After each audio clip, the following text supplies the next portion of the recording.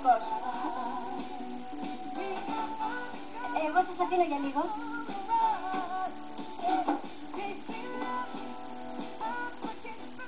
Τι θα πάρετε? Από τα ίδια. Ποια ίδια? Που πήρα την άλλη φορά. Ναι, αλλά ξέρετε, την άλλη φορά μου τα πάτε λίγο μπερδεμένα. Από τα μπερδεμένα. Τα μπερδεμένα, μάλιστα. Γεια σου. Καλώς τα μου, καλώς τα μου. Δεν μου λες, θα έχουν ψήσει τα βαριστεράκια μου. Ανοησίες. Ένα φλερτάκι χωρίς καμιά σημασία. Εγώ ένα ξέρω όμως, ότι ο τύπος μας είναι γίνει στενός κορσές.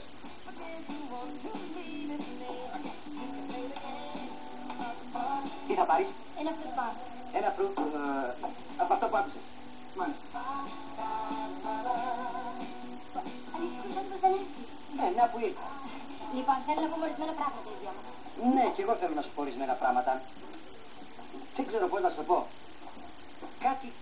Κάτι μου συμβαίνει. Δηλαδή δεν είσαι σίγουρος? Σίγουρος είμαι, αλλά δεν ξέρω, νιώθω κάτι και δεν το έχω ξανανιώσει. Κανείς δεν έχει ξανανιώσει κάτι που αισθάνεται για πρώτη φορά. Ναι. Τους κλείσει τώρα.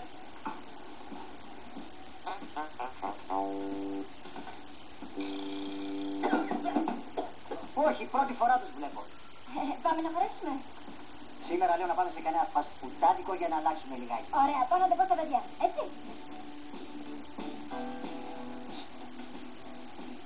Γάτας, ποντίκας.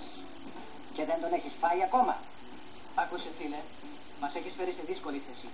Αν θες και επειδή δεν πρέπει να στεναχωρηθεί ο από πάνω, λέγε πόσα θέλεις να ξεχάσεις το θέμα. Τι θέλετε? Να κρατήσεις το στόμα σου κλειστό. Εμείς δίνουμε μέχρι και 500.000. Είστε βλάκες, γιατί σκορπάτε τα λεφτά σας? Φίλε, μου την έχεις δώσει. Πότε την έδωσα? Ρε φίλε, αφού σου εξηγούμε τόση ώρα πως έχουμε μπλεχτεί. Ξεμπλεχτείτε. Αυτό δεν παίρνει από λόγια. Ας μιλήσουν τα σίδερα. Αγορά φρόνημα έξω.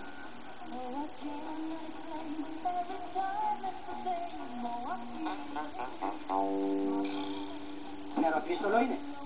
Σιγά θα μου πιτσιλήσεις το κουστούμι. Τα παιδιά τα κάνουν άκουρα, αλλά δεν πειράζει, πάμε μόνοι μας. Έλα. Συγγνώμη ένα λεπτό,